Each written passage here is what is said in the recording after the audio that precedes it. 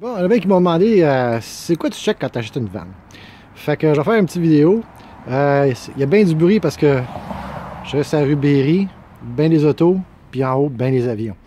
Fait que j'espère que le son va être pas trop pire. L'outil primaire que vous avez besoin quand vous achetez un véhicule, enfin que vous regardez à acheter un véhicule, que ce soit de jour ou de nuit, préférablement on regarde le véhicule de jour, c'est une flashlight. Parce qu'avec ça, on peut vérifier un paquet d'affaires. Donc, on va commencer. Première chose. Vous allez aller vérifier le millage du véhicule. Parce que souvent, ils annoncent de quoi, puis là, ben... Voyons, tu la vois? Ah! Excusez, ma flashlight fait des niaiseries. Bon, fait qu'ils vont annoncer le millage du véhicule. Quand vous arrivez sur place, c'est pas la même affaire. Drette là, s'il y a une grosse différence, là, problème. Puis pour voir si le millage qu'on vous dit, c'est vraiment le bon, un truc, regardez l'état des pédales à frein et à essence. Fait que si c'est super usé puis qu'il vous dit que le truck a 50 000 kg, ben, il est dans le champ. Le mien, il se peut d'en avoir 191, mais je regarde les pédales puis je pense que c'est plus 91. Si c'est le cas, je suis bien content parce que le camion a 37 ans quand même. Vérifier l'état général de l'intérieur, l'état des sièges. Ben là, je suis en train de le changer, fait que ça n'a rien à voir. L'état général de l'intérieur du véhicule va vous donner souvent une idée de comment il a été utilisé. Ensuite, puisqu'on est en dedans, on vérifie pour les fuites. Au niveau du ventilateur, c'est pas une mauvaise idée. Au niveau des fenêtres intérieures aussi, on regarde si à la base, il n'y a pas des marques de fuite. Puis, regardez à l'intérieur des meubles s'il n'y a pas de la moisissure ou des choses du genre. Fait que ça, c'est l'avant. J'avais une grosse fuite d'eau, là, puis je ne savais pas, ça descendait jusqu'en bas. Puis ça, on l'a découvert après, en enlevant les tapis. Ensuite, regardez le bas de caisse, c'est souvent là que c'est le pire. Surtout ici, où que la roulette de la porte, elle se promène, il faut que ce soit solide. Les bas de porte. Vous voyez, ça, c'est tout de la tôle. Juste au son. Avec un aimant, vous pouvez avoir une meilleure idée.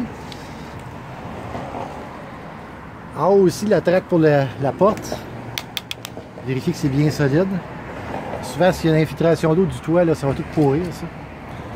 Le bas des fenêtres, vérifiez s'il n'y a pas de bulles ou de rouille. Parce que s'il y en a là, l'autre bord, ça va être pire encore. Là, ici, là, j'ai un petit peu de surface de rouille de surface. Ça se répare bien, ça, c'est pas vraiment grave. Puis pour ceux qui se demandent, la peinture à kékane, ça donne quoi? Ben, le bas du camion, là, fait 3 ans qu'il est fait à kékane. Avec du bon crilon. Puis j'ai un petit peu de rouille de surface qui commence à sortir ici, mais je sais que l'autre bord, c'est de la tôle. Fait que je suis correct. Pendant qu'on est en bas ici, regardez le pneu. Vous allez voir, il est usé. Juste sur un bord. Sur ce bord-là, comparativement à l'autre. Ce pneu-là était à l'avant du camion avant. Quand vous voyez ça, là, ça veut dire qu'il y a un problème de direction ou un problème de suspension. Regardez là, celui qui était en arrière, j'ai mis en avant, puis il est usé égal. J'ai pas vraiment roulé avec, mais il serait usé lui aussi. Fait que vérifiez ça.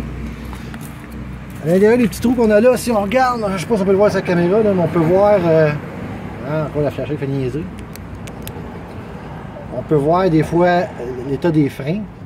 Le disque, il devrait être là, super smooth, pas usé avec des crevasses dedans. D'autres choses, la flashlight est super bonne peau.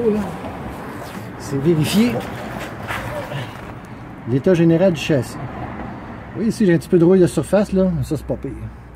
Ça c'est le châssis, là, le frame si on veut. Là. En super bonne shape. Pas de grosse rouille. C'est quoi, il y a bien de l'huile, c'est une bonne affaire. Regardez aussi au sol s'il y a des fuites d'huile de transmission ou d'antigel. Puis ben lui il n'y en a pas. Parce que je m'en occupe. Puis l'autre chose aussi, ben c'est d'aller sous le camion pour voir l'état général là, du plancher. Alors, encore le mot du flash. Là. Regardez l'état des planchers, voir dans quelle shape ils sont. Si vous voyez des trous, là, c'est généralement pas bon signe. Vous voyez l'état du système d'échappement aussi. Ensuite, on va continuer. Sous le capot, Regardez les niveaux. Comme ici, ça c'est l'antigel. Regardez s'il y en a et que ça a l'air. Moi je sais que c'est bon parce que c'est moi qui l'ai changé. J'ai aussi changé le radiateur. Vous voyez que le radiateur il a l'air pas mal mieux comparé au reste du camion. Même chose avec... si vous regardez là, ça c'est mon alternateur. L'alternateur comparativement à la braquette, il est pas mal plus récent, en meilleure shape. Ça, pour ceux qui ont des Chevrolet, je sais pas si c'est applicable au Dodge ou au Ford aussi, mais attachez votre cap à l'huile parce que si tu le perds, là, ça m'a pris un an d'en trouver un autre. Ensuite,